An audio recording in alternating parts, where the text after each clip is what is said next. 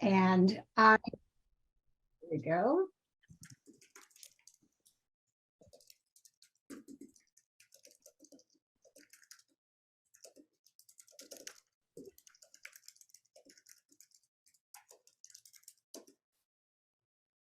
Okay, so I'm going to say then, Bonjour, Nandinawe Maganidok. Hello, my relatives.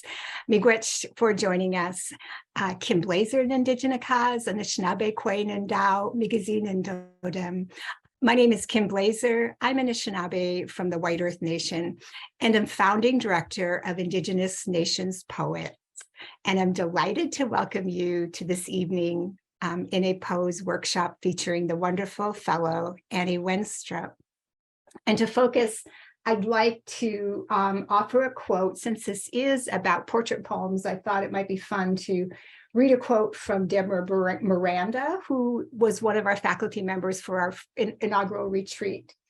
And in an essay entitled "The Bones Speak, Excavation and Renewal," she writes, "Through my writing, the bones of my culture speak. They are not dead bones, but bones like seeds bursting with story, with that spiral of time that is past, present, future, and energy ripe with fertility and renewal." And before I introduce our program tonight, I want also to offer sincere gratitude to the organizations and individuals who continue to support us in our work, particularly the Academy of American Poets, the Poetry Foundation, and our fiscal receiver, Woodland Pattern Book Center. Please check the chat for a link to our Kindful site. It is Giving Tuesday, and we would appreciate any support you can offer to help us fund the work we do, and especially to help us fund the 2023 mentoring retreat. So INAPO was founded in 2020. We're a national Indigenous poetry community committed to mentoring emerging writers, nurturing Indigenous poetic practices, and raising the visibility of all Native writers. INAPO recognizes the role of poetry in sustaining tribal sovereign nations and Native languages. And tonight, we're delighted to present fellow Annie Wenstrup, who will be offering a workshop entitled Self-Portrait Poems, Writing the Self as Art. And Annie is Denaina. She lives in Fairbanks, Alaska. She's a 2022 Stone Coast graduate. She's also a Smithsonian Arctic Studies Fellow, an inaugural Indigenous Nations Poetry Fellow, and a Story Knife Fireweed Fellow. Her work can be found or is forthcoming in Poetry Northwest, the Ile Note Review, After, Palette, and Ran Off with the Star Bassoon. So without further ado, as they like to say, I will pass this on to Annie. Please give a welcome to Annie Wenstrup. Shannon. So I'd like to start by asking a question. So in Dena'ina, instead of saying hello, we begin with Yagalidu, which means, is it good? And then the response to that is, Yagalida. And I like it because it's, yes, it is good. And I think that that's such a wonderful way to begin a meeting with friends, right? An affirmation that, yes, it's good here to be in this space together. So thank you so much for being with me for the self-portrait, Writing the Self as Art workshop. So to begin with, I'd like to share a writing prompt with you. Well, let me go over what we'll do.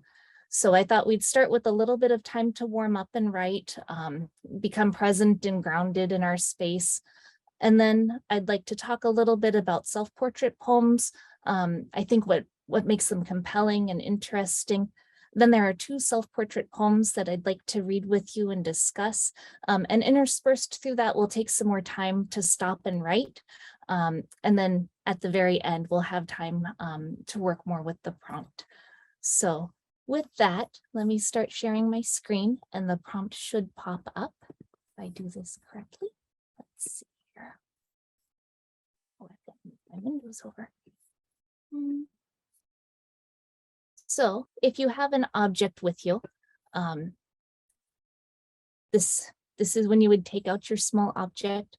Go ahead and take it out, take a look at it. If you don't have an object, no problem. Think of something that you interact with on a regular basis that is meaningful to you or present enough in your life where you know it. And if an object doesn't speak to you, go ahead and think of a character that's meaningful for you. Could be somebody from TV, literature, the person you always run into at the grocery store. And once you have your object or character in mind, go ahead and write down an origin story. And this is just a warm up. Don't worry about form or complete sentences. And let's take maybe 3 minutes to think about beginnings.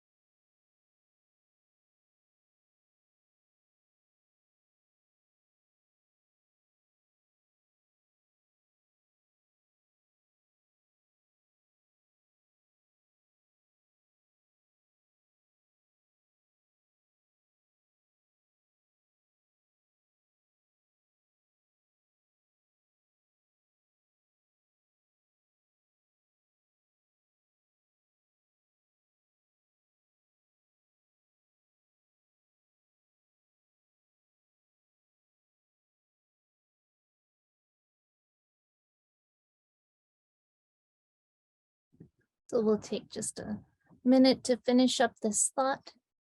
Don't worry, we'll come back to it. If you're hitting it hot, feel free to keep writing as we move through the next part of the slideshow.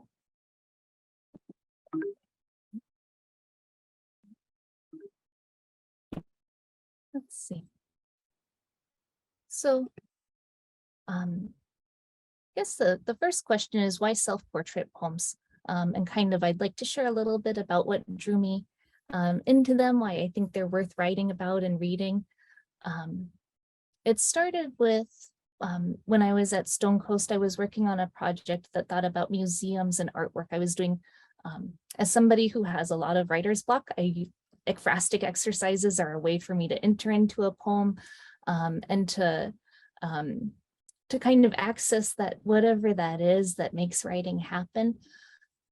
And I was really obsessed with the Rokeby Venus, right? Those are the pictures of Venus where she's looking into a mirror, her back is to the viewer, and the viewer can see a face in the mirror, in addition to, usually there are the Lopudi who are holding up the mirror and ribbons for Venus.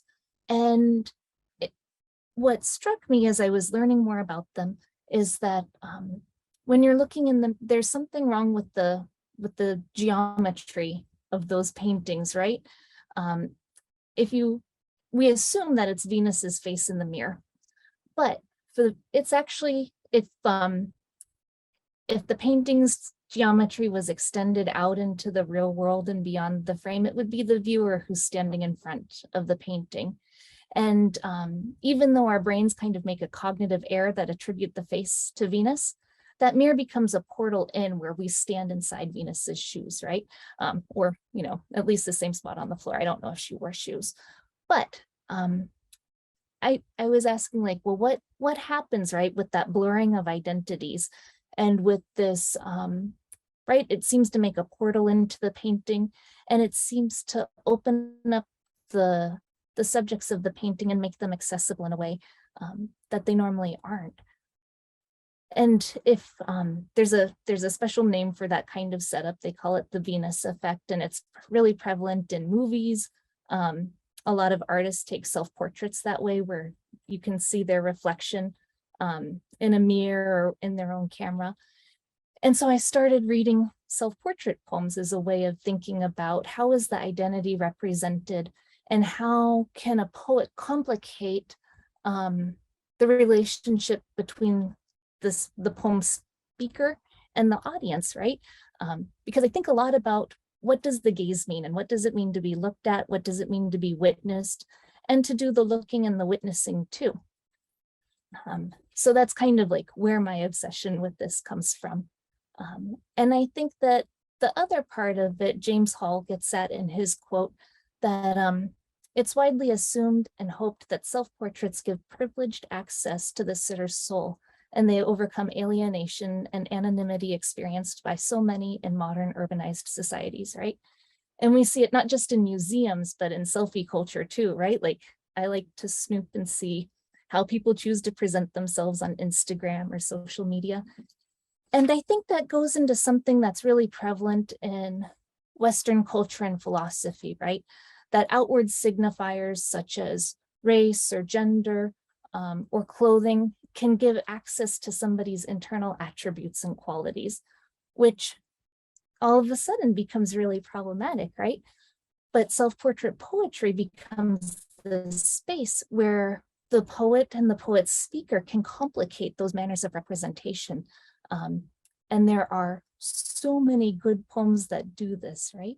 And I wanted to know what strategies can a poet employ to make a multidimensional, multivalenced speaker appear on the page. So one of the strategies comes from visual art criticism. Jose Esteban Muñoz, who was an art critic primarily in the 1980s, wrote about disidentification. He termed the coin, and it's an outgrowth of Judith Butler's troubling gender theory, right? Where he was looking at art created by LGBTQ communities, by Latino and Latina artists, and looking at how they took signifiers of those identities that were recognized by dominant culture, right? Like white, straight, mostly male-dominated culture, and rethought it and reestablished their identity. And one of the things that I think is really important, let me just read a little bit about what he wrote. Disidentification is about recycling and rethinking encoded meaning. So taking those signifiers that people think means something about the person they're witnessing and changing them and subverting them. And a lot of times I see both poets and visual artists do this through like a calculus of how much to conceal and how much to reveal, right? If it's one of the things John Ashbery notes in his self-portrait in a convex mirror, right? Which is an ekphrastic piece, and he's talking about a painting where the artist chooses to place their hands in the foreground so that they become larger than their head. And it draws attention to, right, the tools of his work, his hands and his ability to do fine details rather than what he looks like. And so the hands become a symbol in the way that the face is not. And Muñoz recognized that this was something that people outside of dominant cultures and hierarchies were doing as a way of establishing identity and empowering themselves through the art world. So the other thing that makes self-portrait poems really impactful is that they're not just complicating the speaker's identity, they're complicating the relationship between the poet, the speaker, and the audience. There's a narratologist, Kendall Walton, who writes about thought writing, which is akin to speech writing. And the idea is, right, is if you're a speechwriter, you write a speech, but the speech isn't complete until someone performs it and vocalizes it. And it's the same with reading literature, right? Someone writes it, and then there's a co-creative process that happens between the audience and the writer and the character or persona within the text. And I think that's an important thing to note because it transforms the audience from someone who's passive into an active participant in that co-creation. It doesn't necessarily mean that they become more empathetic or sympathetic, which I think are sometimes problematic categories in themselves, right? Like asking that from an audience is different. But it means that they have to accept that the mental processes and physical experiences that the speaker has on the page, they walk through them until the poem ends or until they leave the text. So one of the things that Peter Hunn noted is that in poetry, thought writing becomes particularly effective because audiences, even if they know that there is a gap between the writer and the character on page, in the audience's perception of what's true, both factually and emotionally, is really condensed when it comes to poetry, right? Like an audience expects a gap between the memoir and the page, even more so for fiction. But when they look at poetry, there's a tendency to conflate what the audience knows about the poet, what they know about the speaker, and what they know about themselves. And as they're doing that thought writing, they're bringing that process into it, which becomes a really interesting creative space for both the text and the audience to inhabit, because it, as the audience is reading that eye, they're partially inhabiting that eye. It's like looking into Venus's mirror. And so it's the destabilizing moment that exists only as the text is being read. So while thinking, oh, I should ask before we do the prompt, are there any questions about what I went through?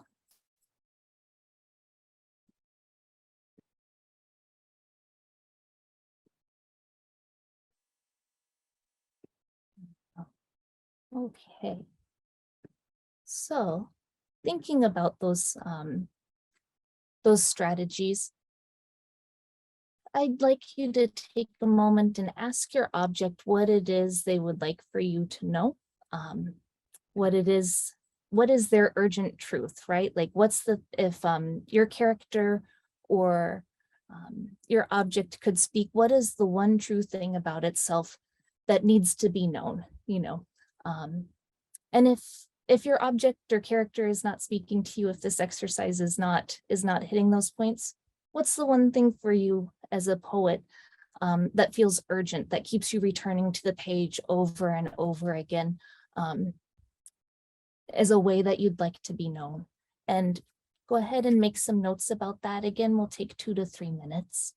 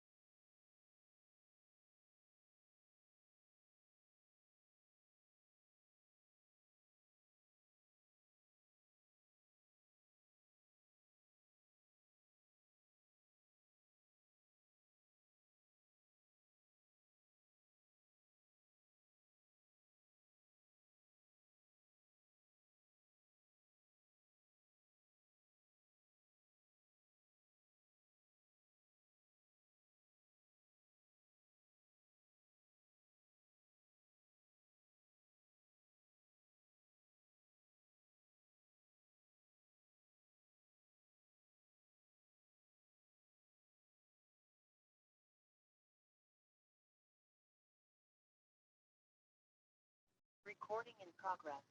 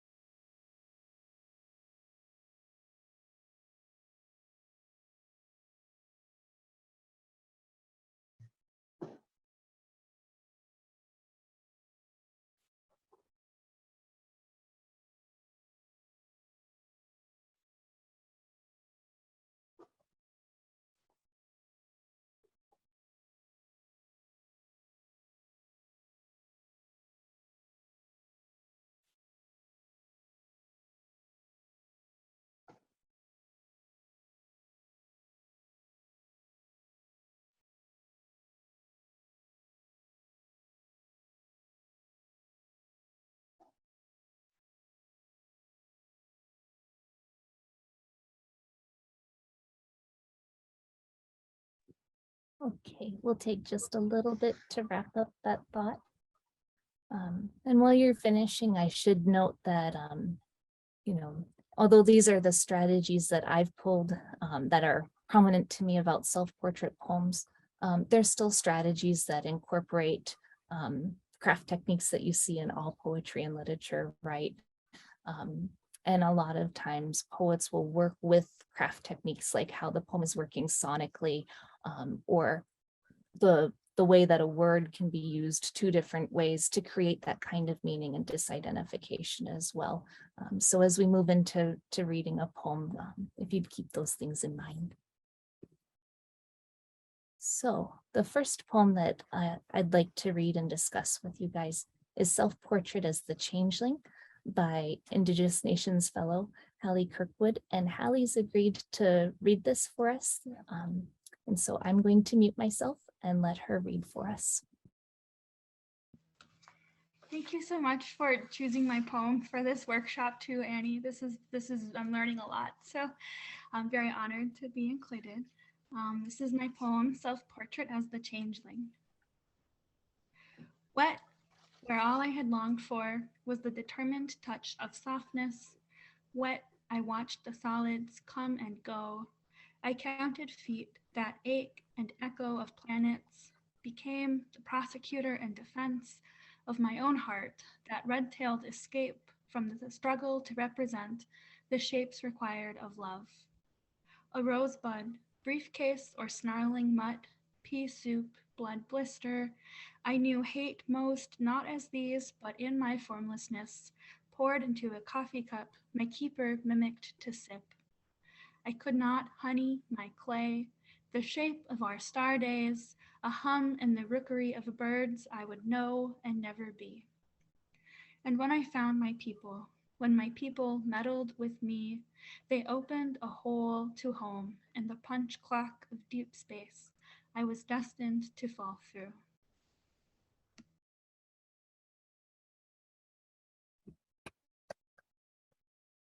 Thank you so much. Would you like to share a little bit? I was thinking about, so this poem appears in the Poem a Day and on the, I'm blanking on who hosts it, on poets.org.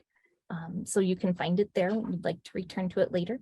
But I thought that one of the things that I really also drew me to the poem is that this is a persona poem. And I was wondering if you could share just a little bit about that with us, please. Yeah, so this is a persona poem taking the character of Odo from the Star Trek Deep Space Nine series. And what really drew me to Odo as a character to write about was the idea of this character that really is just he's a formless goo person. He's a goo person who throughout his time working with being in Starfleet and working on, he's not in Starfleet, but being on the station, he has to force himself into the shape of a human all day long. Otherwise, he's just goo, and he doesn't know who his people are, At first, he's considered a scientific anomaly, but then he does meet his people, and they are the big bad villains of the show. So he has to reckon with that. And he's very interesting because he can take the form of pretty much anything, and he tries to learn about different ways of being by being like he will be a dog, or there's one time where he pretends to be, or he's like pea soup or coffee to trick people. So I just found that very interesting in terms of thinking about mixed identity and having complicated feelings about my hometown. So that's kind of this where this poem came from. Thank you so much both for reading it and also for sharing a little bit about it. One of the things that I like to do when I first encounter a poem is ask what stands out to me. You know, what do I notice about this poem, and where does my attention keep on returning to? And so I was hoping that for a little bit we could take ourselves off of mute and discuss where we find points of entry into this poem.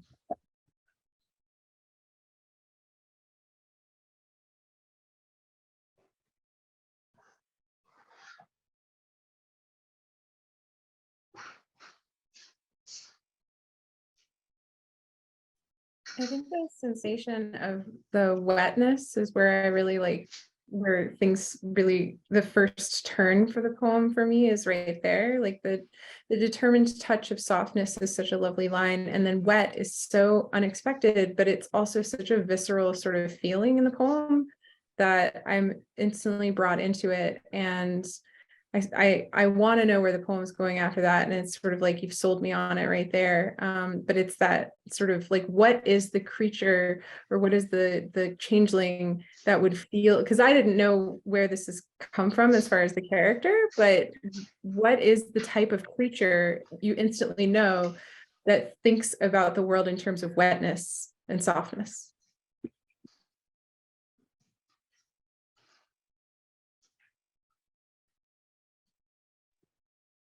I was really drawn to that too, right? Like there are such strong sensory and tactile moments within the poem, and it starts out not with an image, but with touch.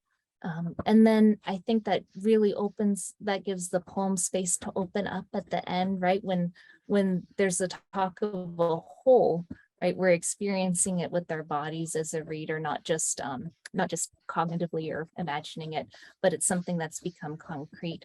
I think too, because we're grounded in our bodies with the ache of feet, right? And what a beautiful moment where we have this moment of solidity, then the movement back to feeling, which is ephemeral. And then we've moved away from this idea of feet and solids to a planet, right? And so the poem moves us throughout, even though there's not exactly a fixed location, we're landing in different parts as the poem progresses.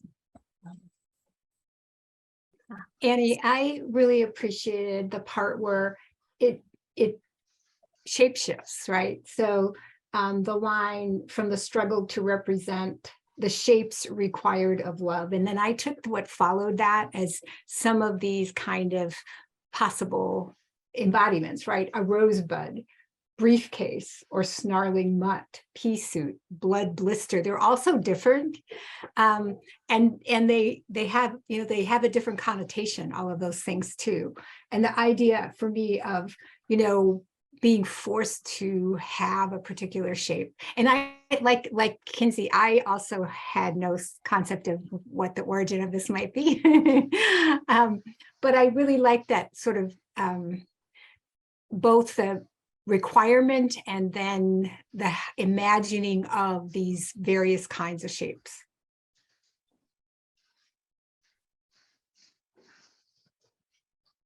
I want to say one thing.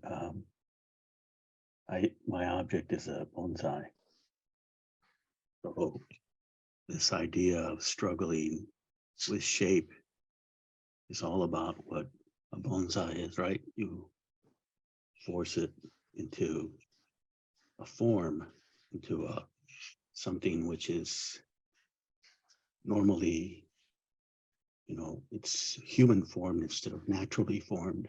And so these shapes that are required of love is, in a sense, I connect with it, and it strikes me because it hits on that idea of so the keeper of the bonsai is trying to create something that they love, and so he's forcing the shape of this tree to provide love. So that's where I kind of connected to this poem.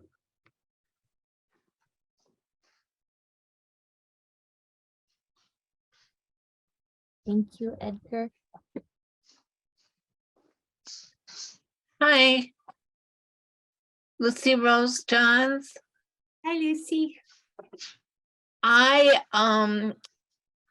was really taken aback by the list of the shapes. Also, I thought that was so intriguing because a rosebud is like, everybody knows a rosebud and has so many meanings in poetry.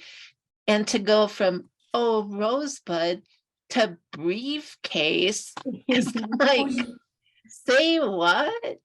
And then the snarling mutt, interrupts you with noise. And I just thought that was a great list, and kind of went there to think how it would feel to be in the shape of those things. Really, really nice and powerful. Thanks, Haley.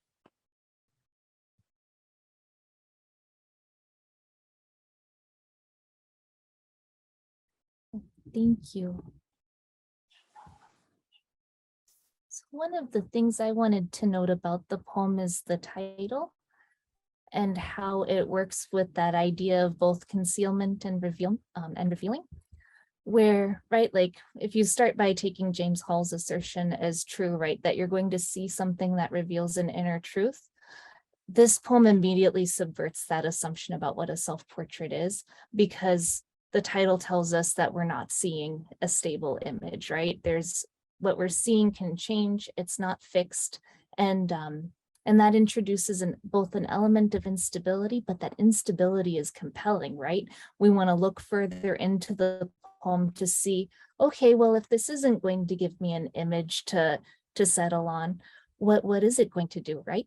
And I think one of the things that's so smart about this poem is it moves back and forth between image, right? Those shapes, those types of embodiments that the speaker inhabits for a moment, and then these incredibly sensory details. But there's still that sense, right, of concealing. And that becomes a way of expressing vulnerability. And I don't think that sometimes when people talk about like, oh, this text is hiding something or this work is, it's a criticism. But I think in this case, the idea of concealing is the speaker's way of presenting themselves as vulnerable. This is the most vulnerable thing about them, right? It's shaped the entire course of their life. And it reminded me about, like, I just think this is such a good quote. There's a critic named Roy Perez who's talking about self-portraits where the artist is faced away, where you can't see their faces. And he writes that in those kinds of works, it is visibility without empirical or positivist confirmation or uplift. The figure of the body serves as an exploration of form and meaning rather than the literal invocation of something specific, like specific politics or cultural experience. Let me mute for just a second.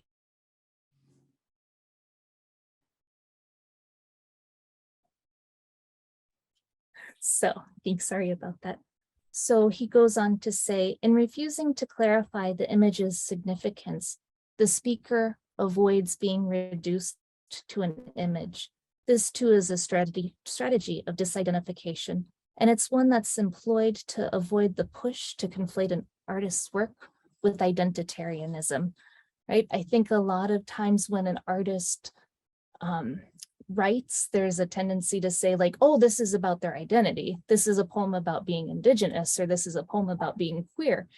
And that sort of labeling is reductive, right? It reduces what's present on the page into something that's that's boxed and it's a different kind of form than what the poem represents. And so in this decision to not present a static image, the artist is refusing that kind of labeling because of what they're concealing. So it's both vulnerability and strength in that poetic movement. So while I have this up, is there anything else that we want to note about this poem?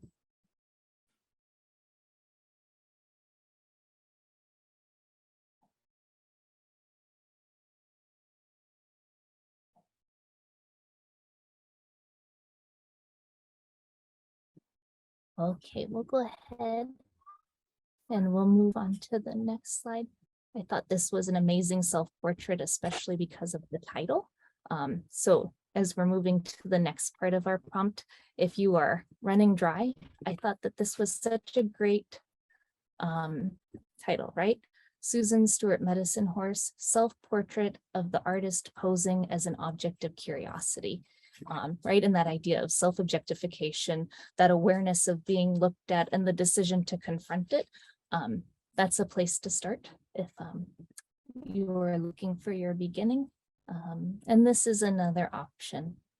So while thinking about your object or character's origin story and its urgent knowledge, I invite you to inhabit that that object or that being and think about how the world feels to them. What is it like to move through it? What is it like? How does time pass? And try to focus on non-visual senses, right? Scent, touch, sound, and taste. And this is where I would encourage you to write in the first person, thinking about maybe how that destabilizes the distance between speaker and audience. And so we'll go ahead and we'll take, this one is a longer piece, and so we can go ahead and take maybe 3 or 4 minutes for this part.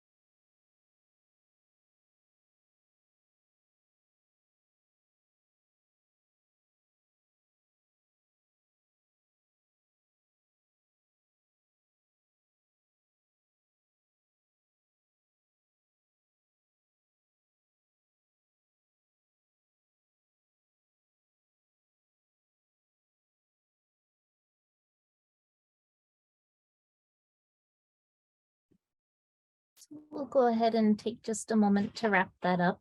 While you're doing that, I was thinking about how last month I was listening to Kwame Dawes give a craft talk, and one of the things that he recommended for poets to do was to stop writing when the writing was still hot.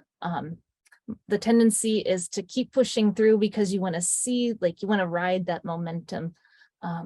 But his advice was to stop while you still have that energy, so that your mind returns to it again and again throughout the day, so that when you're ready to sit down the next day, you feel like you're ready to go. You're not sitting there trying to figure out what to do. You're already there with all your engines firing. That said, feel free to continue writing while we keep moving. So one of the other strategies that I learned about was queer feminist rationality, which was coined by Amelia Jones, and she writes extensively about it in her book, Seeing Differently, which takes a queer feminist look at the history of art, and it includes self-portrait poems. In a nutshell, queer feminist rationality is a mode of critique that insists on relationships, both the relationship with people to each other, people to their environment, and people to the time that they lived through. And so one of the things that Jones asserts is that the artist's experience of the art that they create is marked by all of those things: the relationships that they have, the time they live in, the geography of where they live, and they carry that forward into the artwork.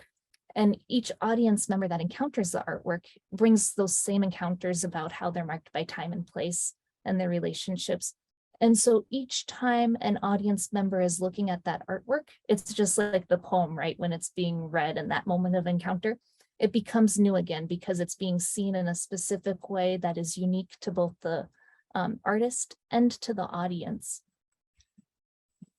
So one of the big things that I really like about the queer feminist rationality is that it insists that because it is rooted in queer theory, it's rooted in the experience of bodies, and the focus on relationship means that instead of looking at it as bodies as an object, it offers the opportunity for bodies as relationship, bodies as the future, and bodies as something performative. And so it opens the field for talking about desire within artwork, both within what's bounded by the frame and also what people bring to their experience of the artwork.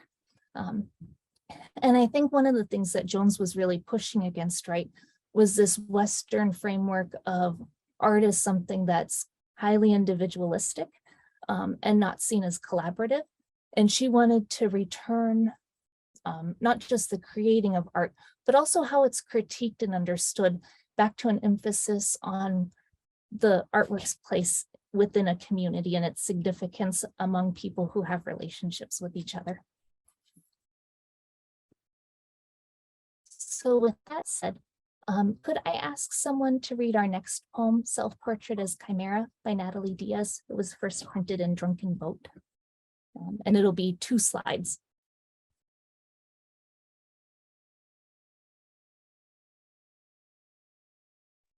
I'll read.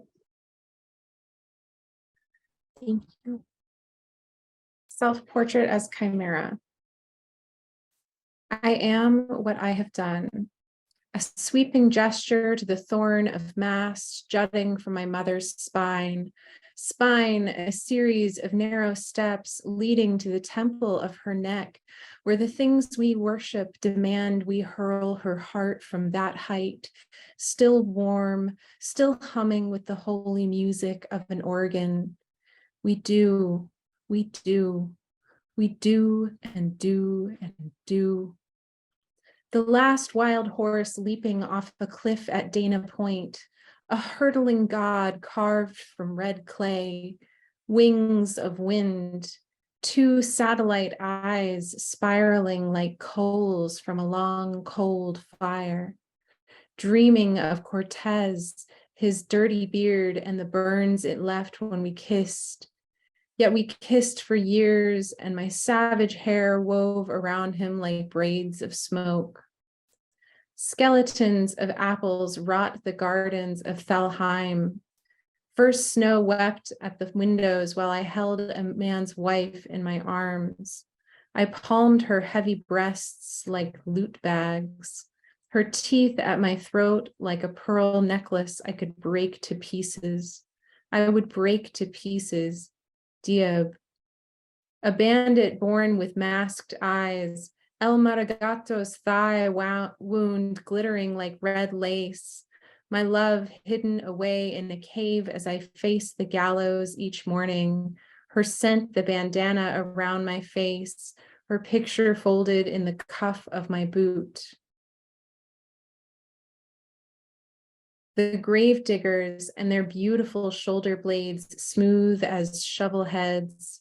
I build and build my brother a funeral, eating the dirt along the way, queen of pica, pilferer of misery feasts, hoarding my brother like a wrecked Spanish galleon.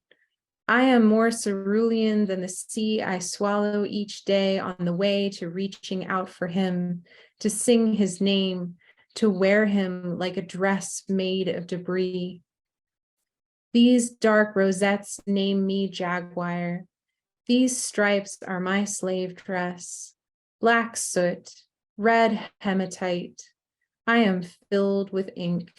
A codice, splayed open, ready to be burnt in the square.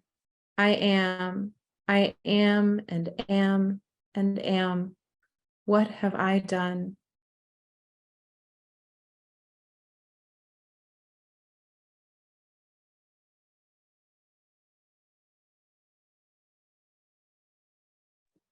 Thank you so much, Kinsey, for reading that.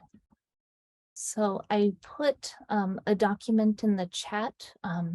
It has the poem typed out on a single page if that's easier for people to look at while we talk about it. It also has other poems and recommendations for further reading. But to start, what do we notice about this poem? What draws us in and makes us return?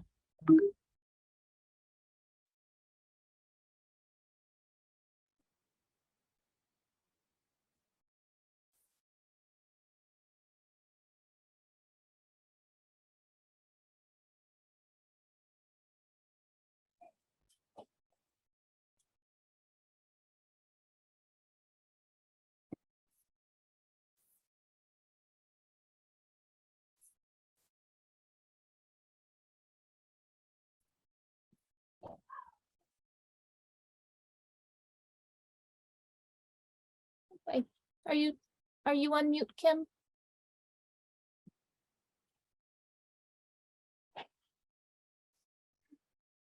So I feel a little unfair Right. asking. It was my computer is very slow to respond. So I unmuted and talked and, and it didn't unmute. I was just going to say, if we start with the first line, that's a very unusual declaration, right? I am what I have done, because that's not the way that we normally ordinarily think of defining self, right? Because, you know, when you said to us, like, use senses other than visual, I mean, isn't it like we look in a mirror, we see, we talk about what we see, we internalize that. And this is that other like way of knowing ourselves, which is through action. And it's actually, if I can say anything, like very indigenous to think of it that way, right? And I just want to say one other thing is the first lines on that second page, or what was the second page of our thing, so beautiful. The grave diggers and their beautiful shoulder blades, smooth as shovel heads. I mean, it's like she gets that to the grit of it with the shovel heads, but it's also you know, to put in the word beautiful shoulder blades, and you don't normally associate beauty with grave diggers. So there's a lot of like unexpected things that happen. And I think part of the beauty of this poem are the surprises.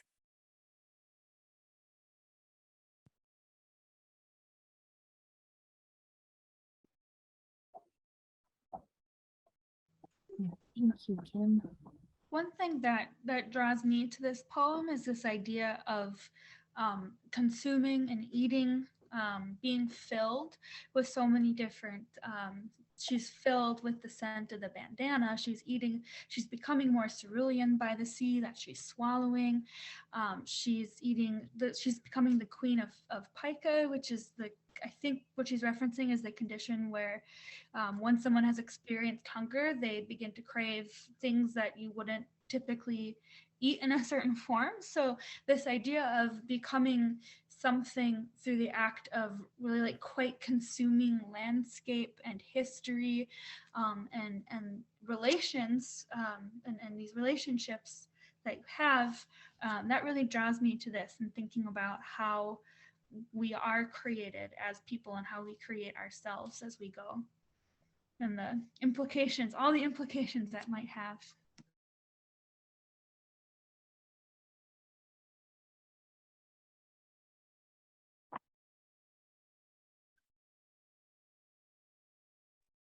I agree. And it seems like there's several different eyes throughout the poem, like the Queen of Pica and the Name Me Jaguar. It seems like almost within each stanza, if we're looking at them as stanzas, there's like a new eye each time. And so maybe that's one of the reasons for I am and am, like that repeated it reminds us that to be is a verb. To exist and to be is actually an active verb. And so I am and I am and I am doing that thing of being over and over again.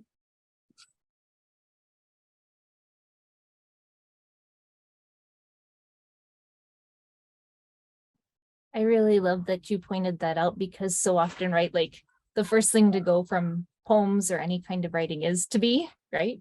Like we edit that out and we edit that out.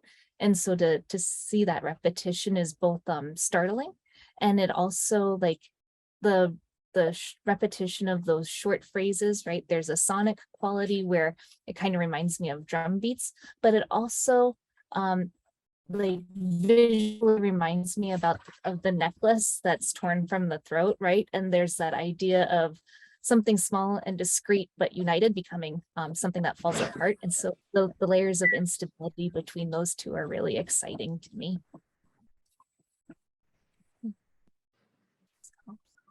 I think this is my favorite part, where like I love listening to how other people read poems and what they love about it. So if there's a little bit more about what you'd like to share about this poem, I would love to hear it.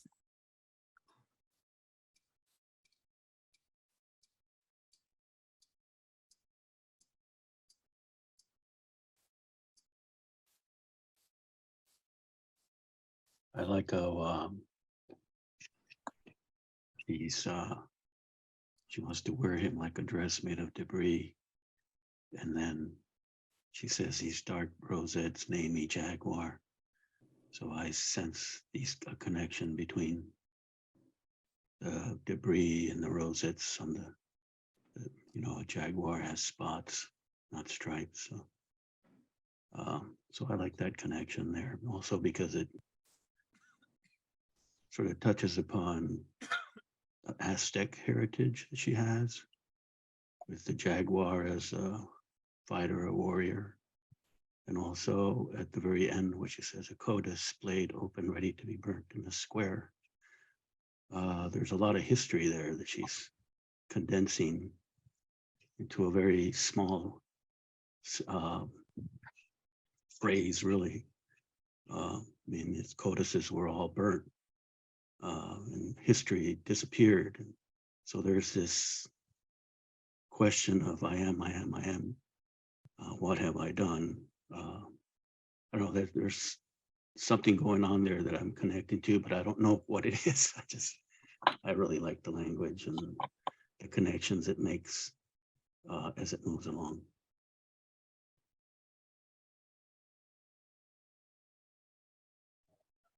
Thank you so much, Edgar. And that part is so compelling, right? Like the balance between the codex and the I am and I am and I am. And I think too, right, like one of the things I really love about poetry is how it operates on multiple levels for making us feel and experience the poem, right? Like there's the language on the page, and even if it's not narrative, the sense of a place and bounded by time. But then there's also that sonic quality too, where right, like that's what lets poems get a little strange sometimes, or really move out into that poetic space, is employing all those craft techniques where you're using sonics, you're using the line length and controlling the breath so that the reader experiences something, even if it's not, even if you can't point to one single word and say like, oh, here, this word makes me feel this, or this clause makes me feel this, because your body experiences it through the breath. So one of the things I want to be respectful of time, and we're already hitting the end of it. But one of the things I just want to note about this poem and is that I think Diaz moves beyond disidentification. I think that she's pioneering a different space in terms of how identity is represented in the self-portrait poem, right? Like with her title, she's placing herself or her speaker. There I go conflating. But she places the speaker in a mythical realm, right? There's something tethered to this world, but it's expansive. And there is nothing in this world that can contain her speaker's identity by itself. And so she has to pull from different points in history, different landscapes, and from this created space to hold this multivalent speaker. And even then, part of them, you know, that's not a big enough world because they're still not wholly accessible to us, because they are rich, they are complicated. And I just think that's a really beautiful movement to think about the self, its inability to be reduced by giving it space, especially when I think with poetry, sometimes our tendency is to lean into form and to compress and compress and compress. And so to become expansive, you know, it's not a novel, it's not a short story, but to be expansive and thinking about where your speaker can live and what they can experience. And seeing that is right, like there are heart-wrenching moments in this poem, but I do feel like that decision to create a bigger environment for their speaker is ultimately affirming. And I think that's something I'd encourage you to think about with your own self-portrait poems.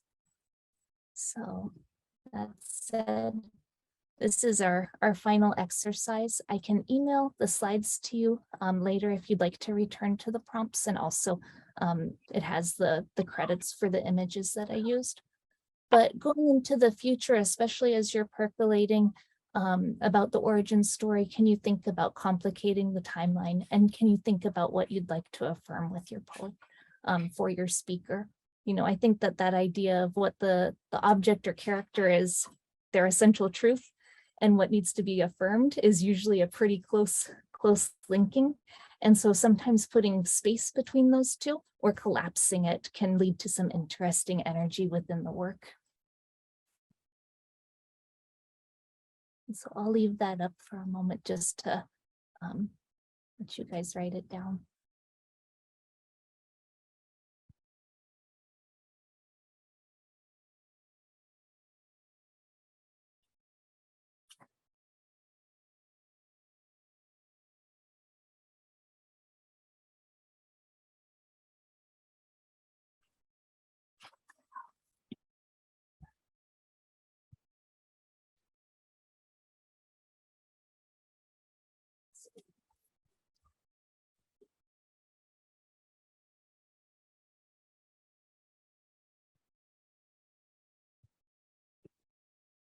So before I close out of the PowerPoint, I thought I'd put my email is there if you'd like for me to email you with any of the information that was shared tonight. Please feel free to email me either about that, thoughts about the workshop, or if you have something that you'd like to share that you wrote or that grows out of this workshop.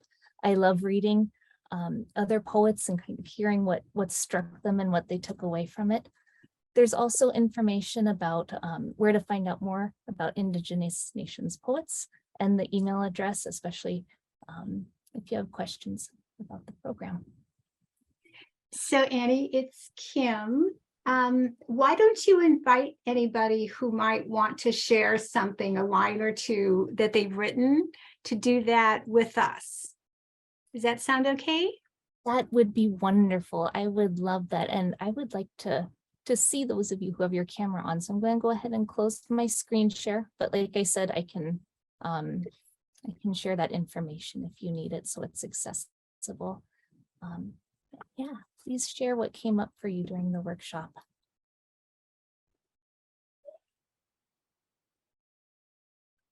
Even if it's just a line or two, it'd be great.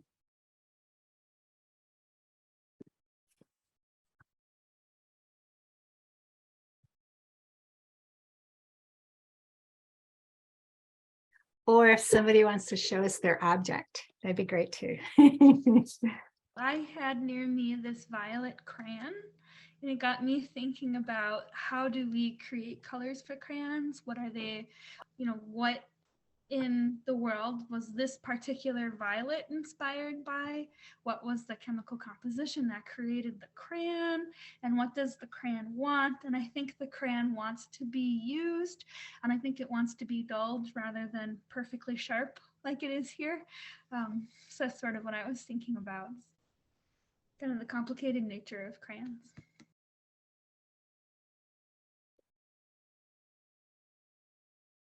I Anybody? like that.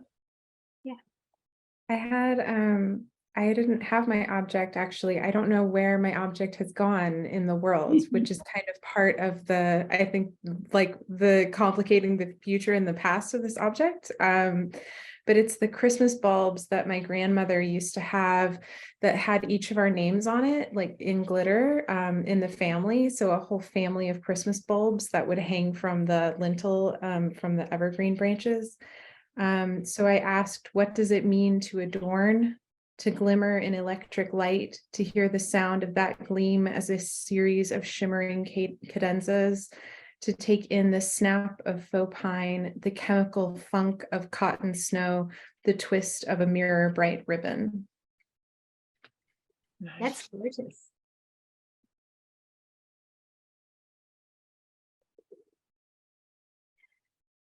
So as other people are preparing, another thought is Ashley's still here somewhere, I know, and she would be happy to create a space where you can also post things on our social media, like she could make a special post for this. So if you want to check with us, how can we do this, Ashley? You know, Hi. yeah. Yeah, we could create, I could create a post and everyone could comment on it, or we could create like a little Facebook group. Maybe we should go about it that way. That'd be kind of nice to create a group for like workshops. And then after each workshop. Oh, just like for this and future workshops. Yeah. And then Yeah, everyone that would be great. can post some lines or share any poems, any work that they want to. And in order to do that, you'd need people's, or do you already have people's Facebook? Yes. I would need everyone's Facebook information, but let's see. If you all follow Indigenous Nations Poets on Facebook, then I think I can look up everyone's names from the Zoom meeting and add you all that way. That'd be kind of There's nice. Okay, I'm going to put in one more time this link in case you came in later of where you can join a community poem also and find all the info there. Should we make another call for anyone else that wants to share before we close out? Well, I'll show you the picture of mine. I didn't come in with a thing, but I have so many desk objects. Can you see my little wabazoog? Little connected rabbits. And I actually went kind of crazy in the sense of my dog unearthed rabbits twice this summer, little hairless rabbits. So that became the origin story of these copper wabazoog and on from there. But it was a fun thing to do. It was a great a great way to create an origin story. I love that. Other people? Hi, it's Lucy. I'll share 2 lines. Just because someone made me to be a keychain, it doesn't mean I have to hold keys. I love that. Oh my gosh, I love that. Yeah, I love the rebelliousness of your keychain. Thanks. Anybody else? So I guess I want to say, first of all, we should give a little love to Annie for leading us through this. Miigwech, Annie, it was wonderful. I love just, inspiration and giving us new ideas of how, and also I'm glad that you're going to share the slides with us, because there's a lot of stuff in there to go back to and think about, right? So those of you who are not already a part of Indigenous Nations Poets, please consider, liking us, connecting with us, watch for updates on our webpage, including the call for the 2023 fellows that'll be up shortly. And, share your news, like something you have coming up. The Indigenous Nations Poets. Ashley, can you put your email in here? The one, if someone wanted you to share something on social media, they would go do the one they would use. Yes. So Ashley is our social media guru, and she's the one that keeps us facing the public and letting you know what's up. And so we really want to thank Ashley for her work in setting up this space for us tonight too. And many thanks for all of you for coming out.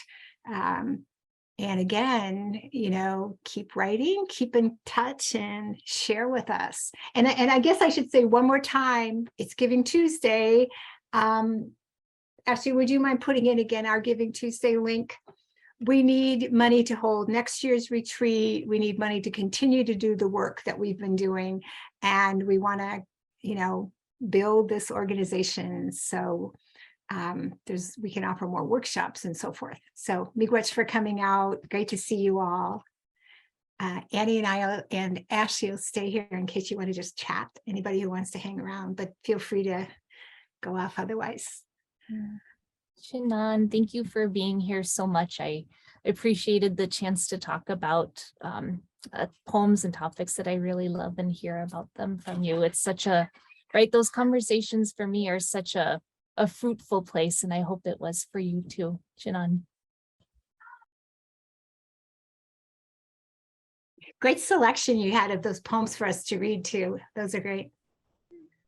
We're lucky we have talented fellows. I was a bit shy. I'm not gonna lie. It made me feel shy. I was like, oh gosh,